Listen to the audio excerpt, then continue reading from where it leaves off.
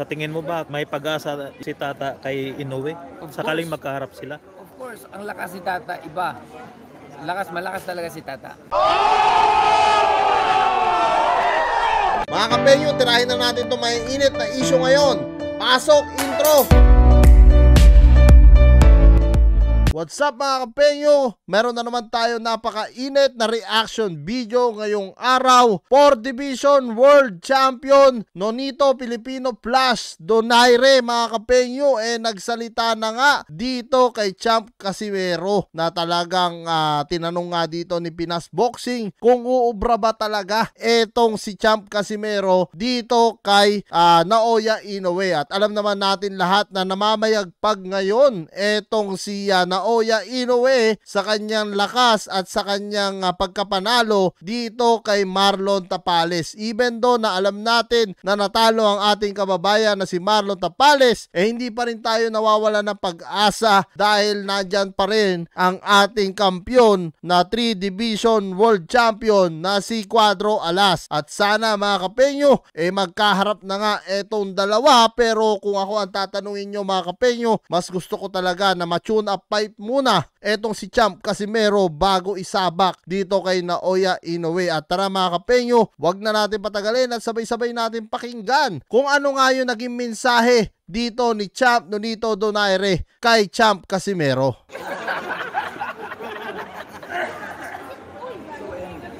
Bagong ligo. Champ Nonito, meron tayong viewers more than 1,000 Pinas Boxing TV. Yun no? May tatanong ako, okay lang kung yung nasa dibdib mo, dalawang beses mo nakaharap si Inoue, maraming nanonood dito. Oo, dalawang beses yan. Sa tingin mo ba kaya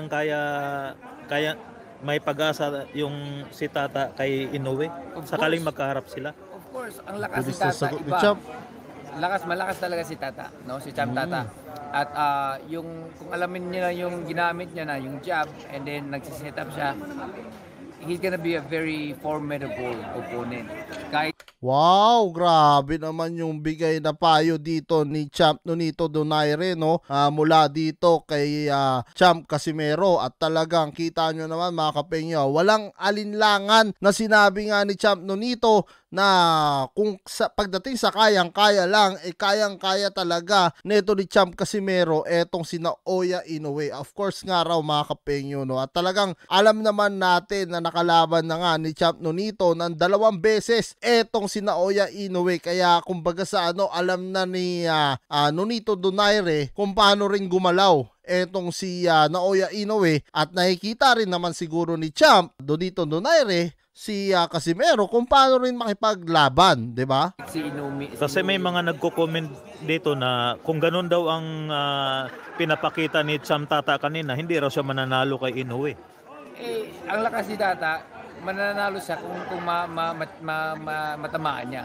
No? Matamaan niya, pero totoo. Kailangan niya na mas in shape pa siya para kung ano man yun, matulak niya sarili niya. Kasi yun yung sinasabi nga natin mga kapenyo, no? Kailangan talaga maging in shape, no? Manumbalik, no? Yung dating General Casimero. Kasi kung talagang makalaban ni Inoue yung dating General Casimero, sigurado may kalalagyan talaga si Naoya Inoue mga kapenyo. Real talk po yan. Yan po yung katotohanan talaga. Pero yung mga nakita natin na laban kay General Casimero nung mga nakaraan lamang, talagang medyo kinakapos siya sa hangin. Kailangan talaga ng conditioning coach neto ni Utol General Casimero. Ito po ay sarili ko rin opinion at naririnig nyo rin, no, kay Nonito Donaire na talagang kailangan in shape nga daw etong si Tata o mas kilala si Cuadro Alas nga mga kapenyo, no, na talagang yun talaga yung pinaka kailangan ni Champ Casimero para talagang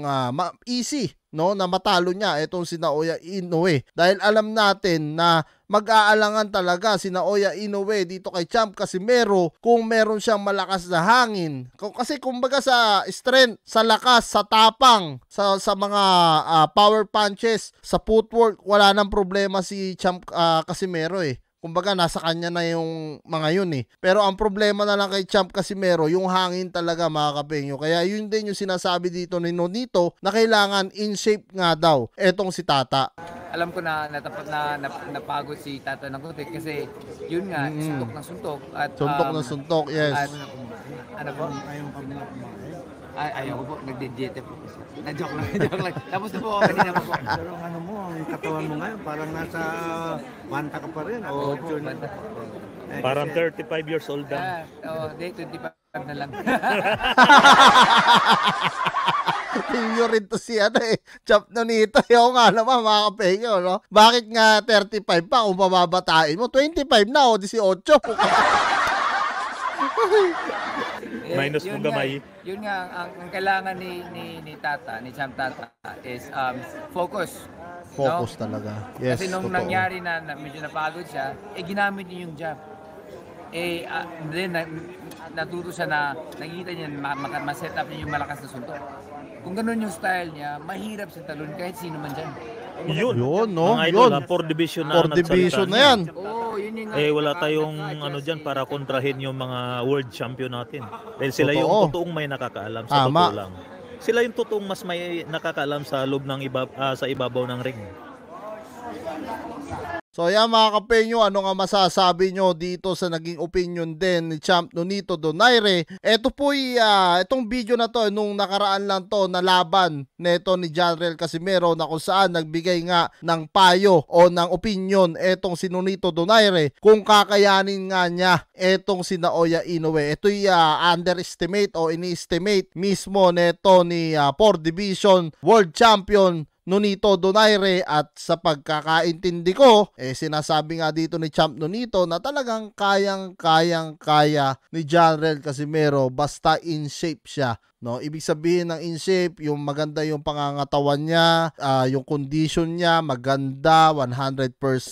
Yung power punches, gaya ng sinabi ni Nonito, no, hindi man ako analyst, pero si 4 Division World Champion na nga nagsabi, power punches, mag-aalangan talaga ang Naoya Inoue. Kayang-kaya ni Champ Casimero sa power punches, sigurado. Hindi masyadong lulusob si Inoue sa kanya pagka gusto na itong umatake. Masisira ang kanyang game plan dahil sa lakas na suntok ni Champ Casimero. At alam naman natin na pang world class talaga yung suntok ni Champ Casimero. Pero ang sinasabi lang din dito ni Nonito Donaire, kailangan talaga neto ni Champ na meron siyang conditioning coach o hangin mga kapengyo para tumagal dito kay Naoya Inoue, dahil alam naman natin mga kapengyo, real talk, si Naoya Inoue talagang hindi naman magiging undisputed yan kung hindi yan tatagal sa lona ng 12 rounds. Yun yung kailangan ni Champ Casimero para talagang masabayan niya etong monster nga raw ng Japan, dahil alam naman natin mga kapengyo at alam nyo rin na mga manonood ko na si Champ Casimero na lang talaga ang ating pag-asa. Gaya nga na sabi ni Idol Jerry Peñalosa na talagang eto si Champ Tata, o mas kilalang Cuadro Alas, may yabang pero may ibubuga, at alam niya na eto na lang si Champ Casimero talaga ang makakatalo dito kay Naoya Inoue. Agree ba kayo sa sinabi ng mga world champion natin gaya ni Jerry Peñalosa at ni Nonito Donaire mga kapengyo? Comment nyo down below lahat ng mga opinion nyo at lahat-lahat po yan babasahin ko. Maraming salamat mga kapengyo at kita-kita lang tayo sa susunod kong reaction videos. Be up waiting for you if you had to leave. I would wait a lifetime if you were at sea. I just wanna say that I feel that our love is real. Maybe we should hurry up and see